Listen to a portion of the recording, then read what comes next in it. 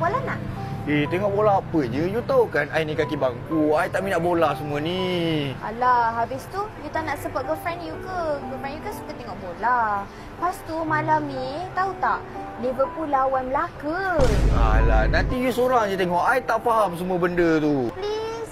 Yelah, jomlah. Kenapa you asyik tutup muka je? Tak ada, I malu lah. You ni asyik dating dengan I pakai jersey Liverpool lah. Mana tak I malunya. Makanlah you. Makanan dah sampai ni. Gol! You tengah dating dengan I kan? Apa? You tengah buat apa tu? Tak, I tengah tengok ni. Liverpool ni. You sama je kan macam yang kat belakang TV tu. Alah, sebab sekarang Liverpool tengah kalah. Mana tahu I tengok kat phone menang ke? Gol! Gol! Gol! You. Agak-agak kita nak sini sampai pukul berapa ni? 3 pagi lah.